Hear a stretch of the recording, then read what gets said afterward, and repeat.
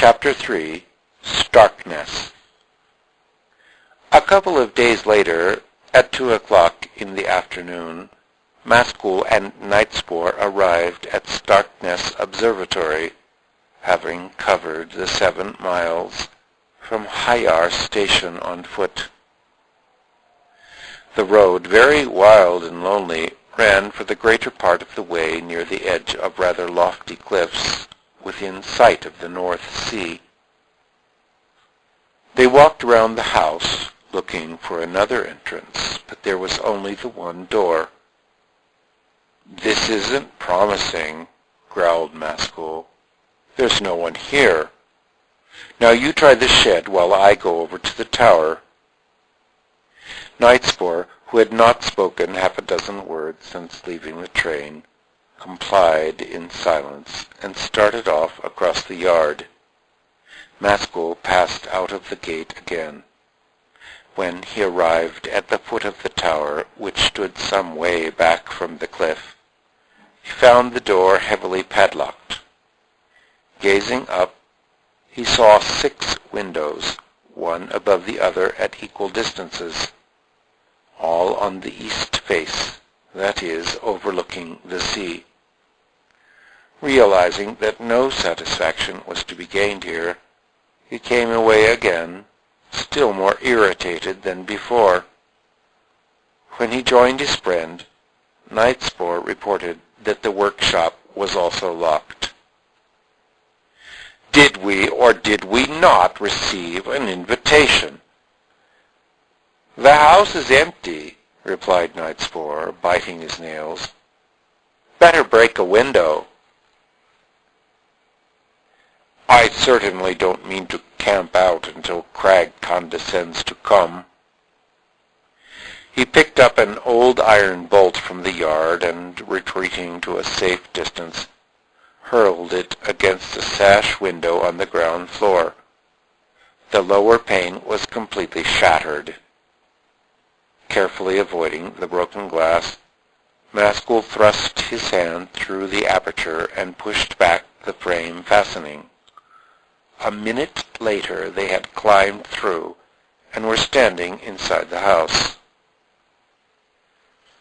The room, which was a kitchen, was in an indescribably filthy and neglected condition.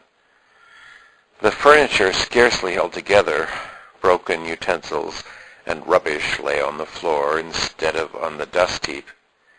Everything was covered with a deep deposit of dust. The atmosphere was so foul that Maskell judged that no fresh air had passed into the room for several months. Insects were crawling on the walls.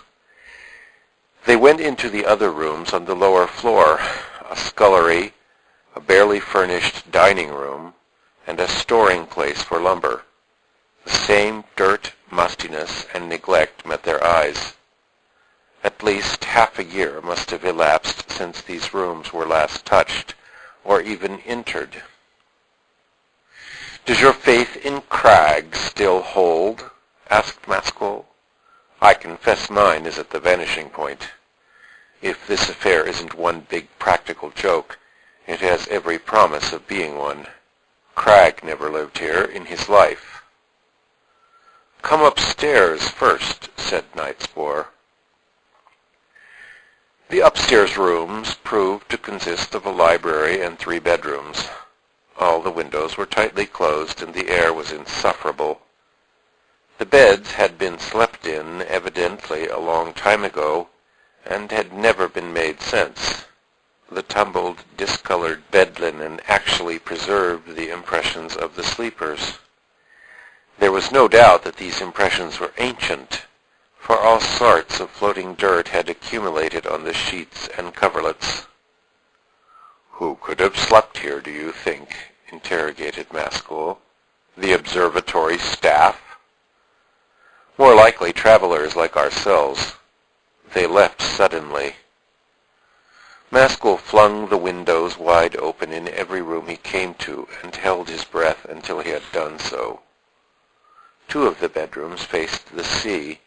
The third, the library, the upward-sloping moorland. This library was now the only room left unvisited, and unless they discovered signs of recent occupation here, Maskell made up his mind to regard the whole business as a gigantic hoax. But the library, like all the other rooms, was foul with stale air and dust-laden.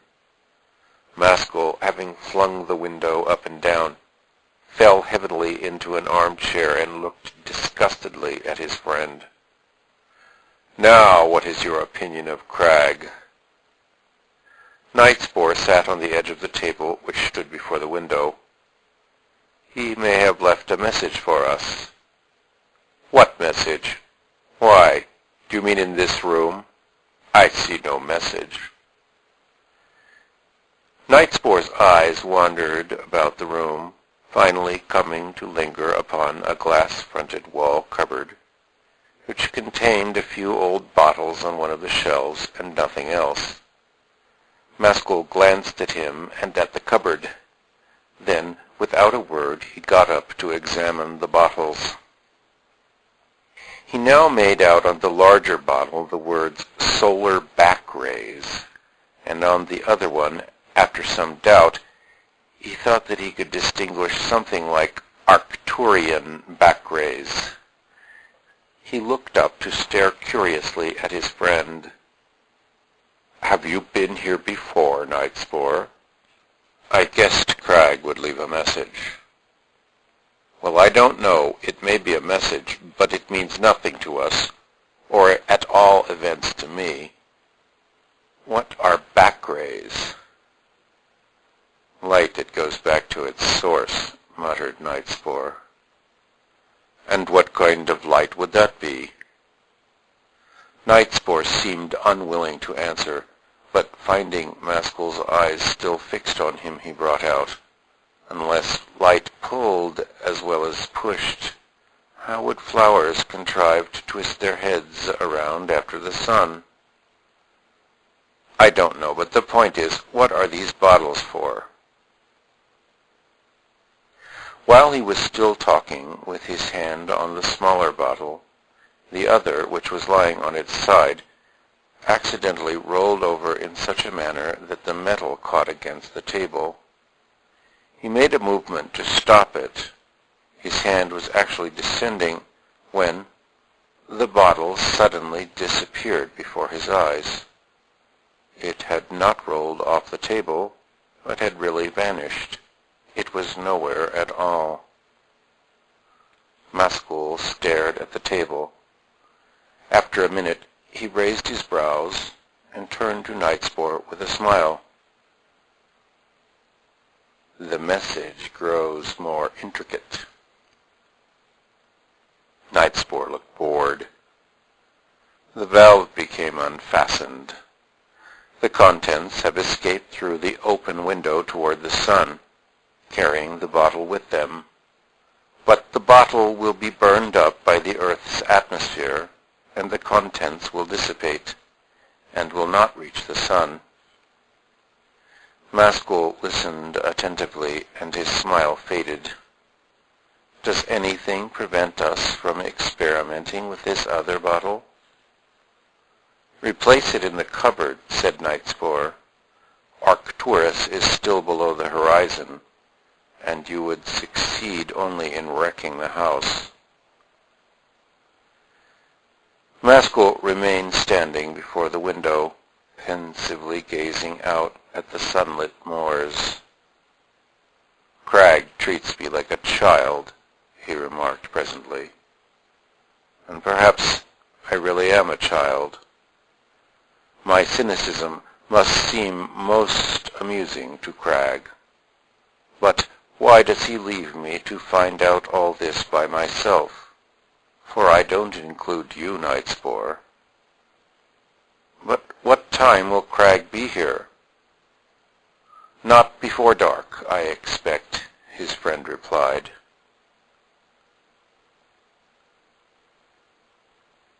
Chapter 4. The Voice. It was by this time past 3 o'clock. Feeling hungry, for they had eaten nothing since morning, Maskell went downstairs to forage, but without much hope of finding anything in the shape of food. They left the house by the door, which they left ajar, and immediately found themselves again on the moorland road that had brought them from Hylar. This time they continued along it past the tower. Maskell, as they went by, regarded the erection with puzzled interest. "What is that tower, Nightspore?" "We sail from the platform on the top." "Tonight?" throwing him a quick look. "Yes." Maskell smiled, but his eyes were grave. "Then we are looking at the gateway of Arcturus, and Crag is now traveling north to unlock it." "You no longer think it impossible, I fancy," mumbled Nightspore. Upon rounding a corner, the ledge broadened out into a fair-sized platform of rock and came to a sudden end. A narrow inlet of the sea separated them from the continuation of the cliffs beyond. "As we can't get any further," said Maskell, "I presume this is your Gap of Sorgi?" "Yes," answered his friend, first dropping on his knees and then lying at full length face downward. He threw his head and shoulders over the edge and began to stare straight down at the water. "What is there interesting down there, Nightspore?" Receiving no reply, however, he followed his friend's example, and the next minute was looking for himself. Nothing was to be seen. The gloom had deepened, and the sea was nearly invisible. But while he was ineffectually gazing, he heard what sounded like the beating of a drum on the narrow strip of shore below. It was very faint, but quite distinct. The beats were in 4/4 time, with a third beat slightly accented. He now continued to hear the noise all the time he was lying there. The beats were in no way drowned by the far louder sound of the surf, but seemed somehow to belong to a different world. When they were on their feet again, he questioned Nightspore. "We came here solely to hear that?" Nightspore cast one of his odd looks at him. "It's called locally the Drum Taps of Sorgi. You will not hear that name again, but perhaps you will hear the sound again." "And if I do, what will it imply?" demanded Maskell in amazement. "It bears its own message. Only try always to hear it more and more distinctly. Now it's growing dark, and we must get back." Night had already fallen by the time they regained the tower.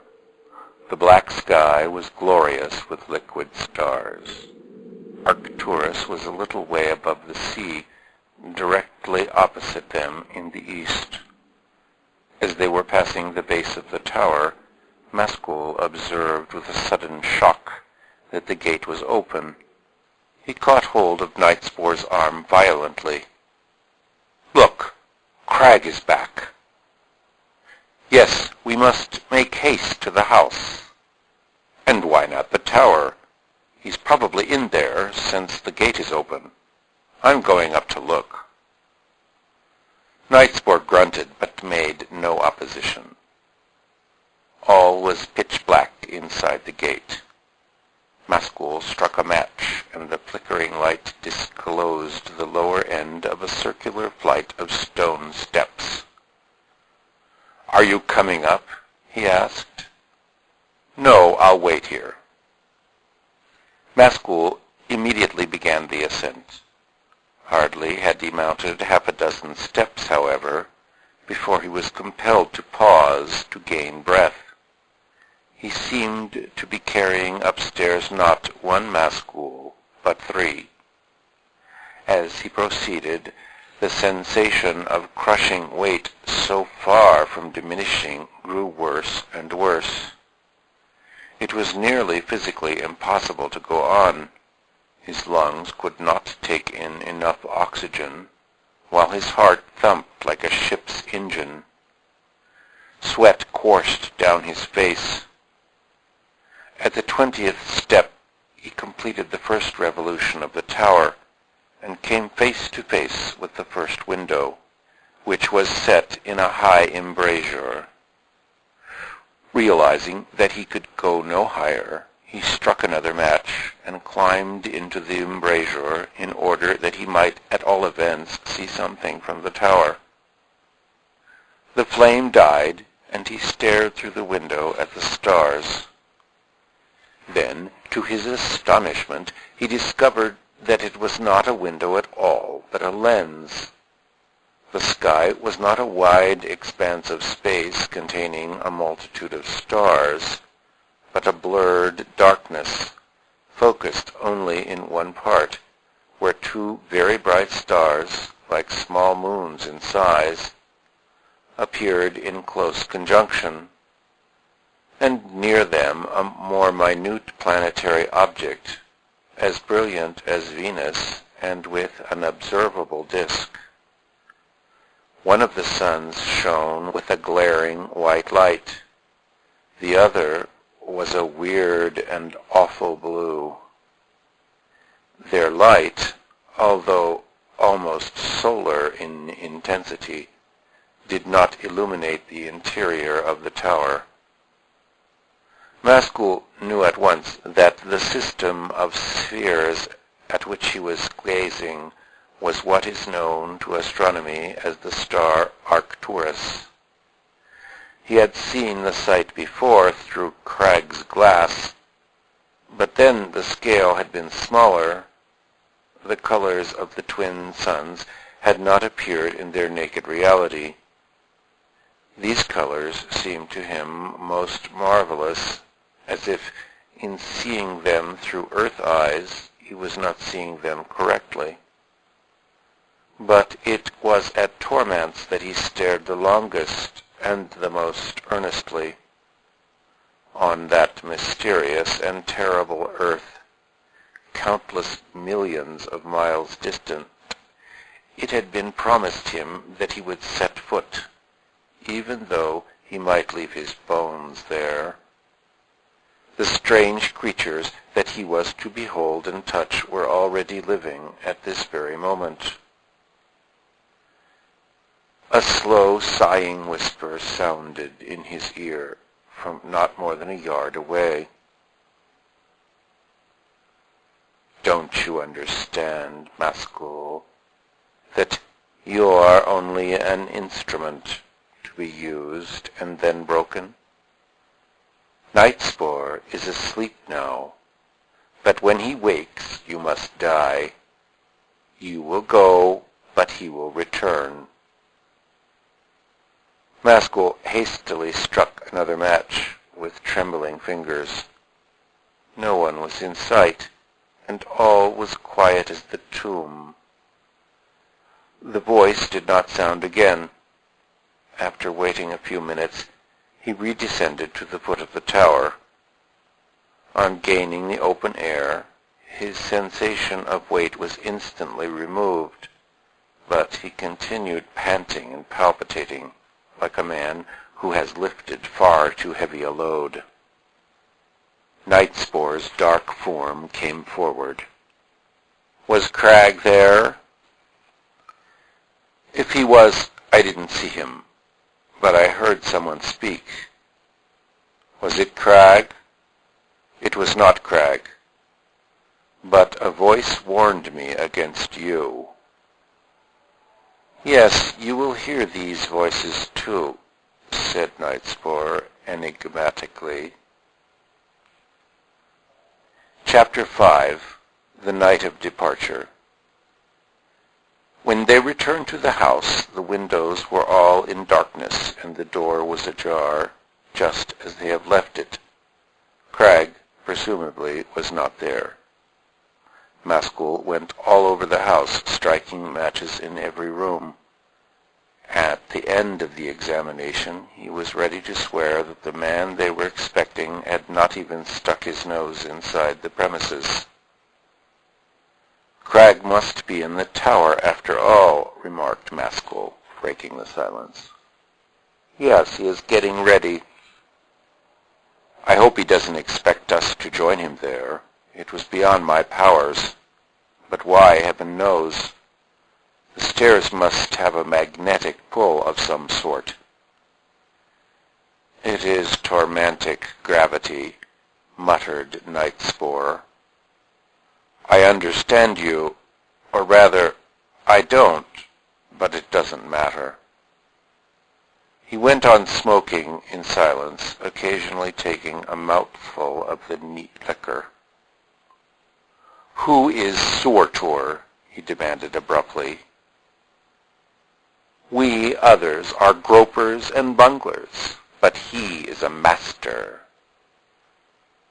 Maskell digested this.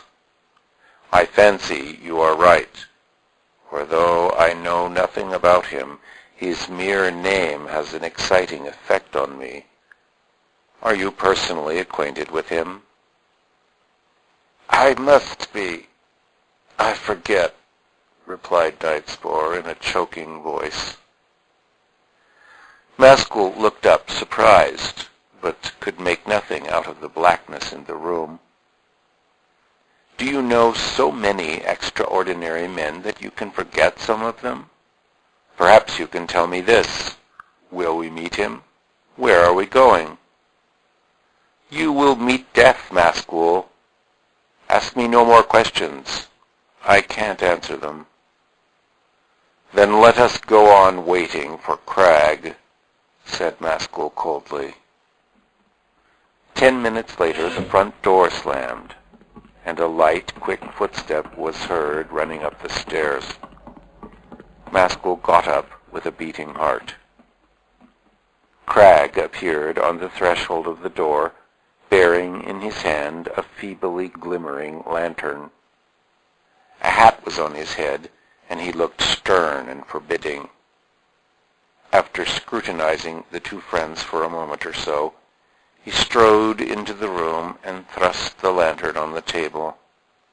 Its light hardly served to illuminate the walls. "You have got here, then, Maskell?" "So it seems, but I shan't thank you for your hospitality, for it has been conspicuous by its absence." Cragg ignored the remark. "Are you ready to start?"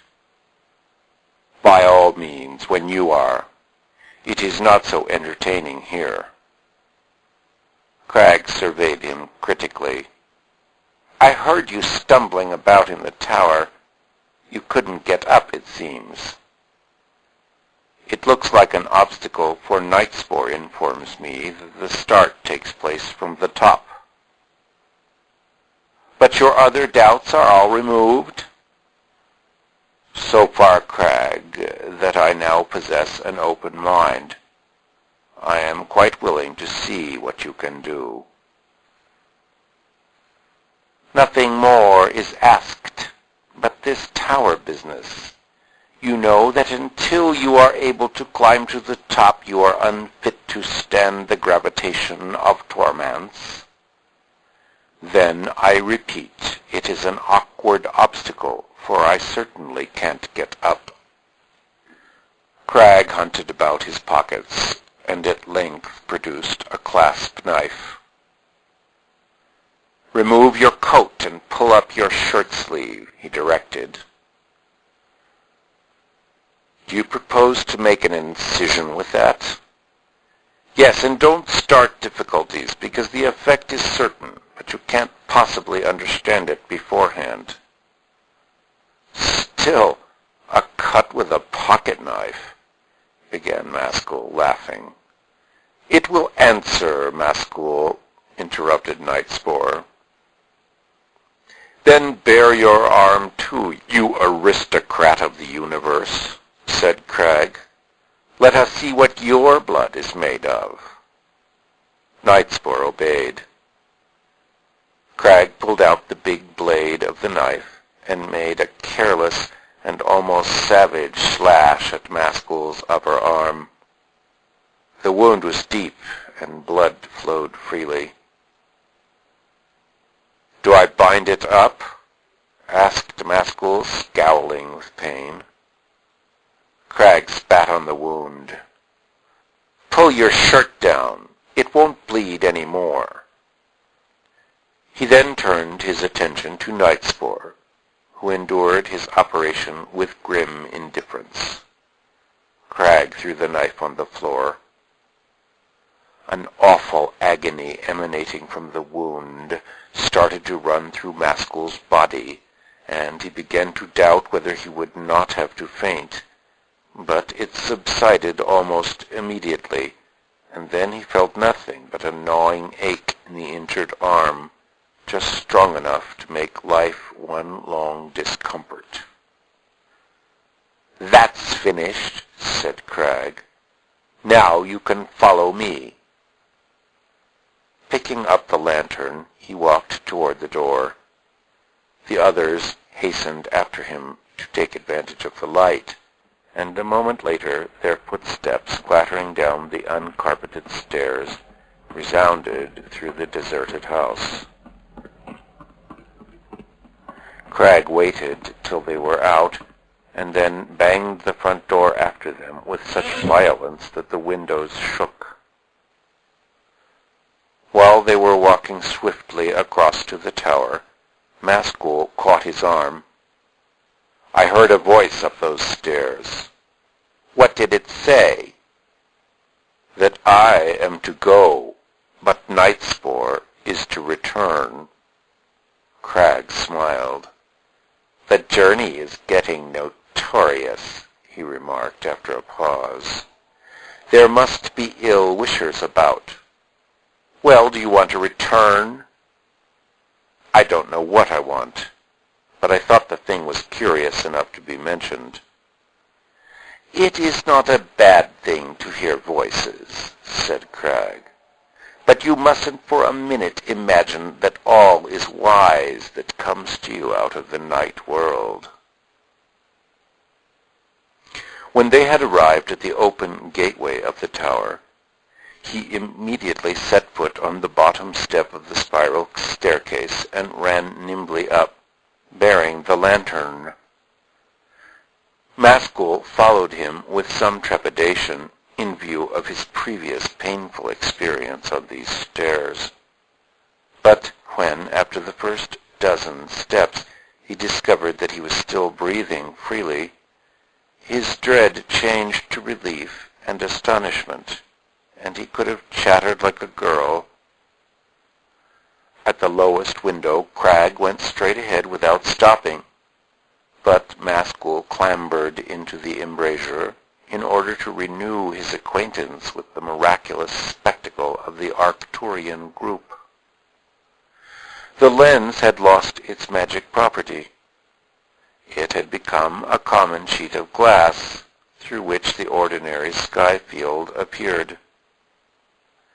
The climb continued, and at the second and third windows he again mounted and stared out, but still the common sights presented themselves. After that he gave up and looked through no more windows. Crag and Nightspore, meanwhile, had gone on ahead with the light, so that he had to complete the ascent in darkness. When he was near the top, he saw a yellow light shining through the crack of a half-opened door. His companions were standing just inside a small room, shut off from the staircase by rough wooden planking. It was rudely furnished and contained nothing of astronomical interest. The lantern was resting on a table. Mascoul walked in and looked around him with curiosity. "Are we at the top?" "Except for the platform over our heads," replied Crag. "Why didn't that lowest window magnify as it did earlier in the evening?" "Oh, you missed your opportunity," said Crag, grinning. "If you had finished your climb then, you would have seen heart-expanding sights.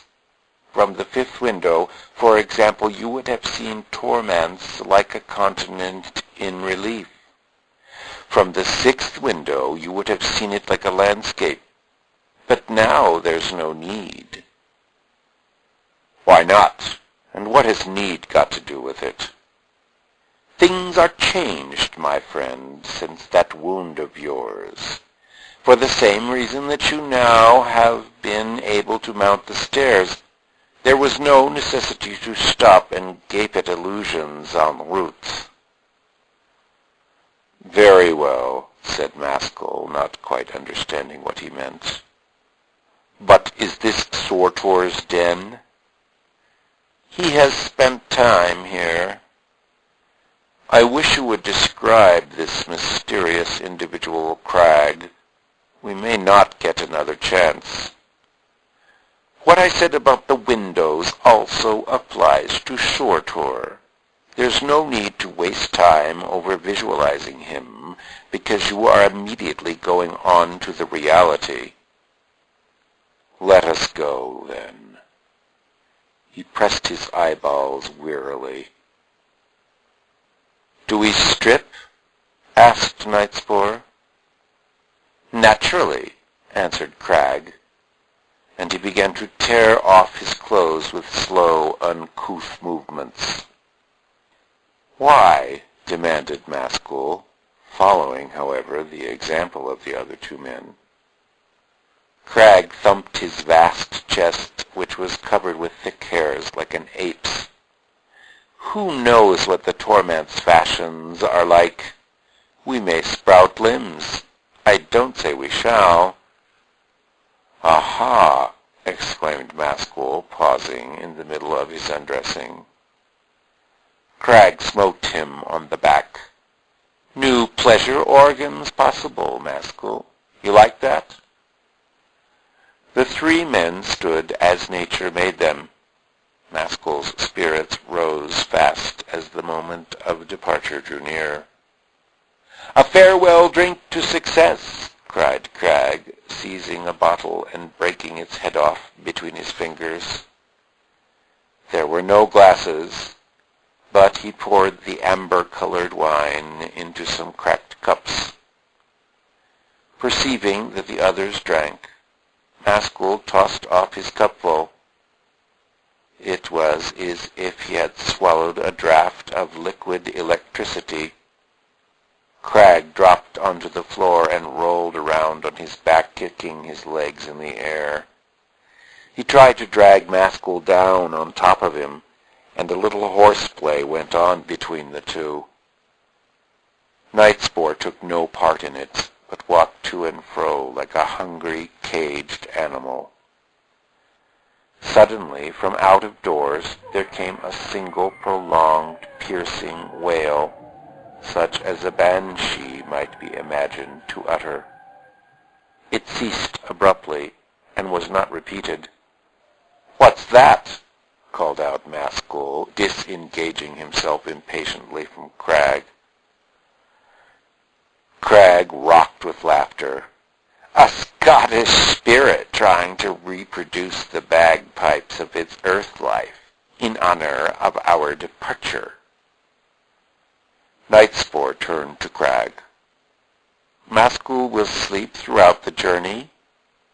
And you too, if you wish, my altruistic friend. I am pilot, and you passengers can amuse yourself as you please." "We are off at last?" asked Maskell. "Yes, you are about to cross your Rubicon, Maskell.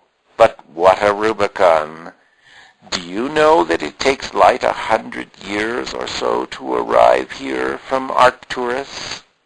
Yet we shall do it in 19 hours. Then you assert that Surtur is already there? Surtur is where he is. He is a great traveler. Won't I see him? Crag went up to him and looked him in the eyes. Don't forget that you have asked for it and wanted it.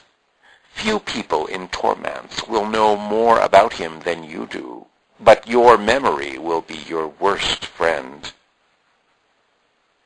He led the way up a short iron ladder, mounting through a trap to the flat roof above.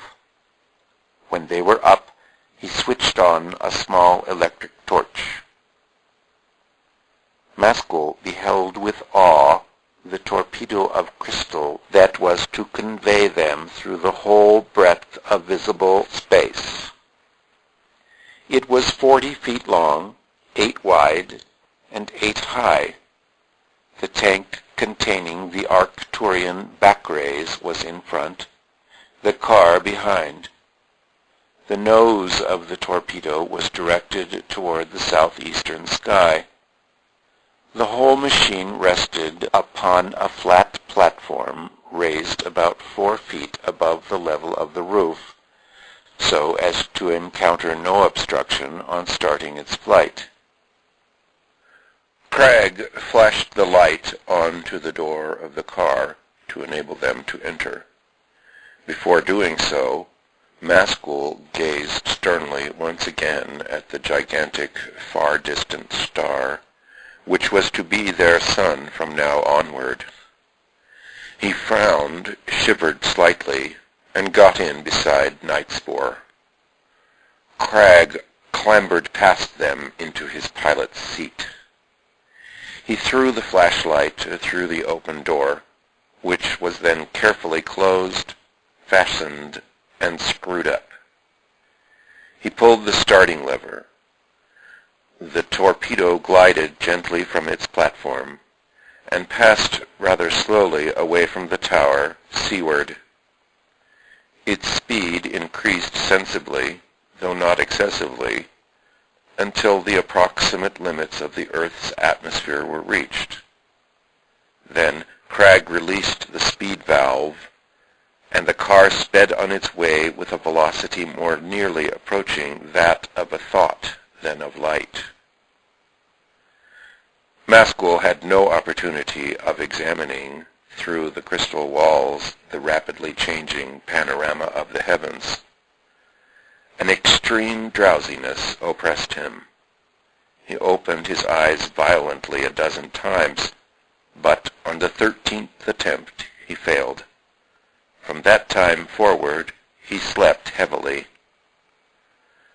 The bored, hungry expression never left Nightspore's face. The alterations in the aspect of the sky seemed to possess not the least interest for him.